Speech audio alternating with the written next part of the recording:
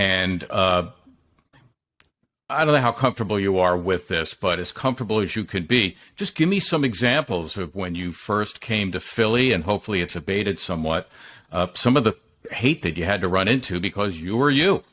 Yeah. Well, the good news is that it has dissipated considerably, much quicker than I actually expected. I gave myself a 3-year kind of space to allow that to die down because I knew that this was such a massive job with so many eyes and ears on it. And I'm thankful that I did a lot of firsts before this, right? Called 49ers games, called a Warriors game, called the Olympics, called Copa American Gold Cup, called an NHL game a few years ago. So I had to deal with a lot of this before, which, as you know, thickens up your skin along the way, which is necessary when you're getting ready to step into a really prominent position like this. But yeah, when it comes to then the hate, the thing was, it was the same. This is what I tried to say. I think I did a little tweet thread kind of December of 2021 going into 2022, because people were saying, oh, people in Philly are so mean. And I said, no, wait a second.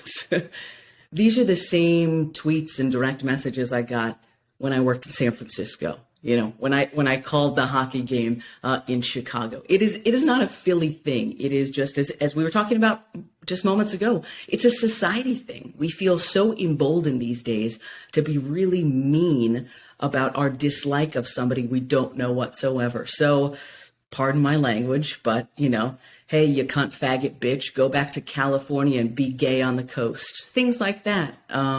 You know, we don't want a woman calling sports, what the fuck do you know about men's basketball with your vagina? Things like that. And again, they hurt because I love to interact with people on social media. So in order to be able to interact with the people who are kind and want to know about me or want to interact, at least in a civil way, I have to read the bad messages and tweets to be able to interact with the good or interested ones as well. So it was really tough for a while, just because of what I told you earlier. I knew that I didn't look or sound like anybody other than Lisa in Milwaukee who was doing this. I knew that there was going to be a huge void left by you retiring because of what a phenomenal broadcaster and human you were. So it was a lot. But to Philly and everybody else's credit, they seem for the most part now to just be critiquing me as a broadcaster. And that's what you love. If they tell me they don't like my face or my voice, that's the same thing you're getting, same thing that Ian Eagle and Kevin Harlan are getting. I completely understand that broadcasting is a subjective business. Some people are going to like me, some people are not. But as long as it's not hatred because of who I am, then bring it on, because that's just a part of being a public face and working in this industry. Let me just put a code on that and say that, as you probably know from your female colleagues, you're not alone. I wrote a sports media textbook, and there's a chapter in there that you interviewed for, and I appreciate that, on women and diversity in the business. And Susan Waldman, the longtime color analyst for the Yankees, told me a story of how when she first started, she received a used condom in the mail. So it can get pretty graphic and pretty disgusting. But well, and that's the thing. So on that note, just real quick before we move on.